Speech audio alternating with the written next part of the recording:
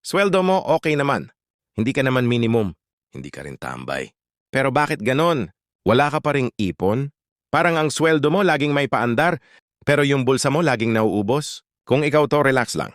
Hindi ka nag-iisa. Tara, pag-usapan natin ang 10 dahilan kung bakit kahit sapat ang kita mo, wala ka pa ring naipon. At oo, baka may tama ka sa isa rito. Kaya ready ka na ba masaktan? Una, walang budget plan. Alam mo yung feeling na malaki ang sweldo mo pero parang hindi mo alam kung saan napupunta. Tapos bigla na lang magtataka ka, hala, bakit wala akong naipon? Kasi walang budget. Kung walang plano, walang ipon. Parang ang pera mo, naglaho sa hangin. Tapos magugulat ka na lang, paano na? Wala na. 2. Gasto agad pagsahod. Yung tipong pagsahod mo, parang may fiesta. Bili ka ng gamit. Gala dito, kape doon. Kailangan ko ito, sabi mo. Para happy. Pero pagkatapos ng ilang linggo, tanong mo, nasaan Where na did ang my sweldo ko? salary go?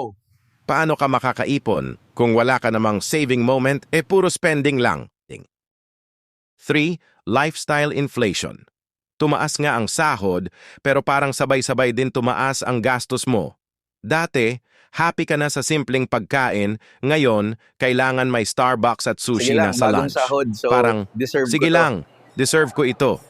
Pero hindi mo na namamalayan, ang sweldo mo, hindi na kayang habulin ang lifestyle mo. So instead na makaipon, lalo pang nalulubog sa utang. 4. Barkada gasto. Yung barkada mo, laging may bagong plano. Tapos ikaw, syempre, ayaw mong mahiwalay. Sama ako, tara. Barkada trip, kape dito, samgyup doon, online shopping. Laging, sige lang, treat ko kayo, tapos mapapaidi ko na yata kaya. Lahat ng ito, habang ang ipon mo, biglang naging non-existent. 5. Walang emergency fund. Okay lang kung magkasakit o biglang may kailangan, basta may emergency fund ka. Pero kung wala, hahanap ka ng paraan na makabawi. Tapos magugulat na lang na ang sweldo mo ay naubos sa mga hindi inaasahan. Tama na, hanggang ngayon ba wala pa akong naipon? Kaya kung walang emergency fund, mabilis ang buhay, mabilis ding mag-go negative sa wallet. 5. Utang ng utang.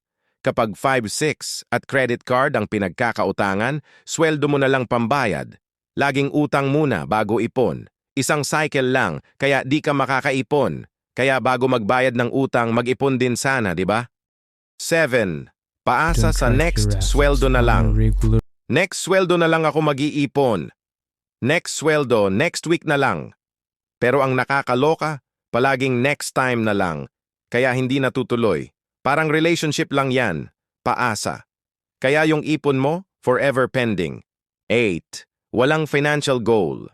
Kung hindi mo alam kung bakit ka nag-iipon, wala kang direction. Parang nagdadrive ka ng kotse, tapos hindi mo alam kung saan ka pupunta. Kung ang goal mo ay basta may ipon, well, good luck sa basta. Mas maganda kung may clear goal. Gusto mo bang magtayo ng bahay, mag-travel, o kahit lang may emergency fund? Mas madali ang ipon kung may layunin. 9. Impulsive buyer. Yung mga nabibili mo nang wala sa oras at lugar, sa halip na pag-ipunan, naisin mo na lang bilhin. Kasi sale eh. Kailangan ko to, perfect. Pero ang ending, nauubos na ang sweldo mo sa mga bagay na hindi mo naman ginagamit. Ang ipon, hindi impulsive, kundi planned. 10. Hindi marunong tumanggi. Ate, pahiram naman. Pare, makikisabay ako. Sabi mo, sige na nga. Tapos sa huli, ikaw lang din ang malulugi. Di mo kayang tanggihan, kaya ang ipon mo nawala na parang bula. Ang hindi marunong tumanggi, malulugmok sa utang at wala. Ang pag-iipon, hindi lang tungkol sa sweldo.